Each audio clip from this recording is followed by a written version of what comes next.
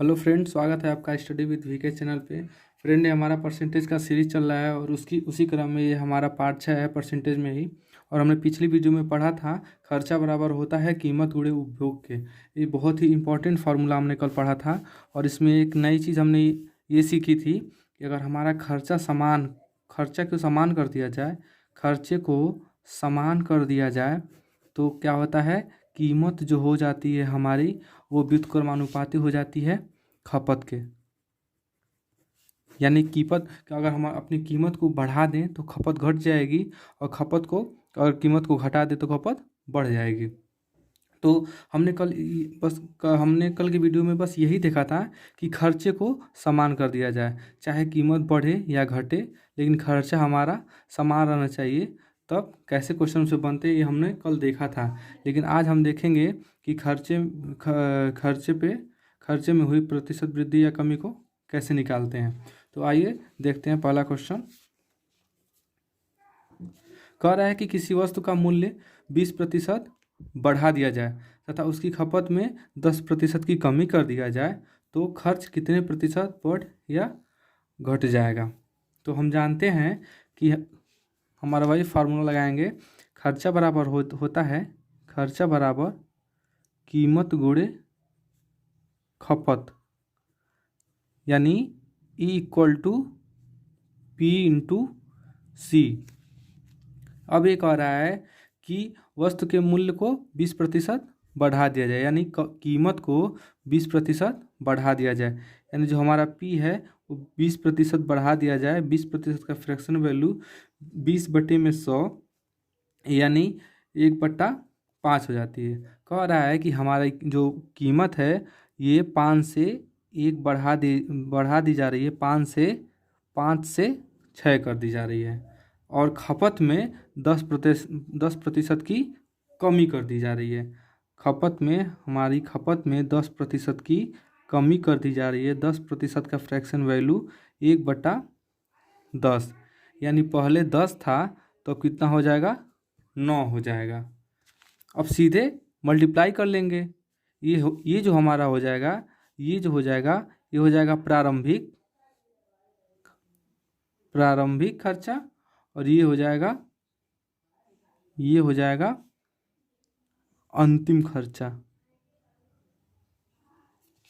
अब इसका गुणा कर लेंगे सीधे। ये हो जाएगा 50 और ये हो जाएगा 54। अब देखिए ये 50 से 54 आने में कितनी यूनिट की वृद्धि हुई है। 50 से 54 आने में 4 यूनिट की वृद्धि हुई है। किससे हुई है, 50 से हुई है, यानी हमारे प्रारंभिक खर्चा से हुआ है। तो यही पूछा है खर्चे में कितने प्रतिशत वृद्धि या कमी होगी। यानी 50 से 4 हुआ है, इतना तो कंफर्म हो गया कि वृद्धि ही होगी, हमारे खर्चे में वृद्धि ही होगी। कितनी यूनिट की हो रही है, 4 यूनिट की हो रही है। किससे हो रही है, 50 से हो रही है। अब प्रतिशत में पूछा है तो प्रतिशत में बनाने के लिए 100 से गुणा।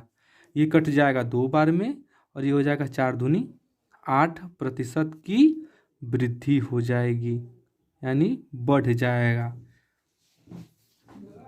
दूसरा सवाल देखते हैं इसी का।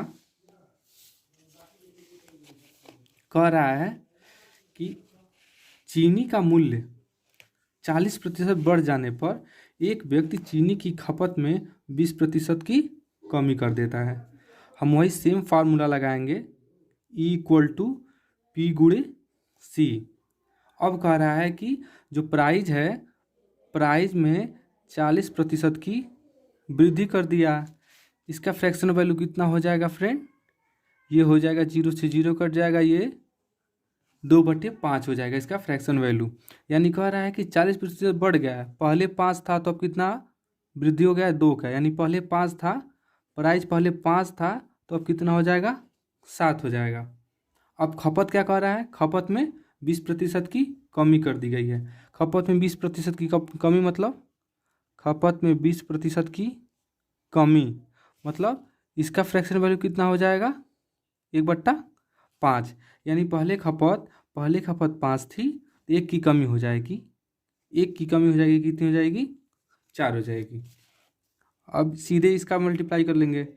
ये हो जाएगा प्रारंभिक, ये हो जाएगा प्रारंभिक खर्चा, ये हो जाएगा अंतिम खर्चा।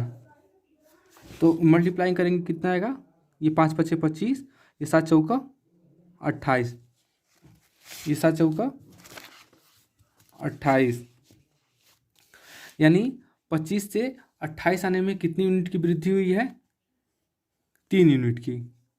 किससे हुई है, 25 से। और प्रतिशत बनाने के लिए 100 से गुणा, ये कट जाएगा 4 बार में, और ये 4/3 12% की वृद्धि हो जाएगी। ये हमारा दूसरा टाइप हो गया।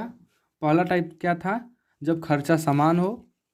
जब खर्चा समान हो तो हम कैसे सॉल्व करते हैं, ये हमने देखा था, P इन्वर्सली प्रोपोर्शनल C हो जाएगा।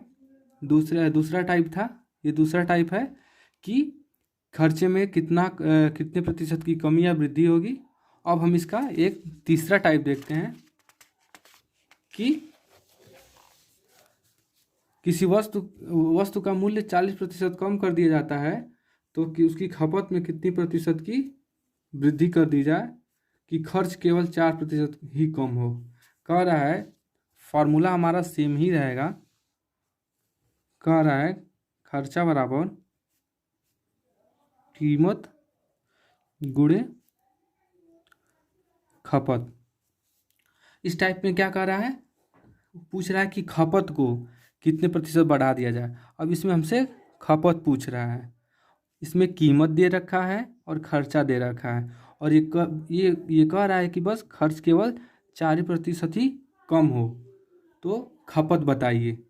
तो इसका खपत निकालने के लिए जो हमारा कीमत और खर्चा का जो रेशियो दिया रहता है उसका हम क्रॉस मल्टीप्लिकेशन कर देते हैं। यही याद रखना है, क्रॉस मल्टीप्लिकेशन कर देते हैं। आइए क्वेश्चन के माध्यम से समझते हैं कि इसको कैसे करेंगे। कह रहा है कि किसी वस्तु का मूल्य 40% कम कर दिया जाए। जो प्राइस है हमारा, जो प्राइस है 40% कम कर दिया जाए, तो 40% की फ्रैक्शनल वैल्यू क्या हो जाएगी, 40/100 यानी 2/5, यानी पहले 5 था तो अब 2 की कमी हो गई है तो कितना हो जाएगा, वो 3 हो जाएगा। अब कह रहा है 3 हो जाएगा। अब कह रहा है कि यहाँ 3 हो जाएगा।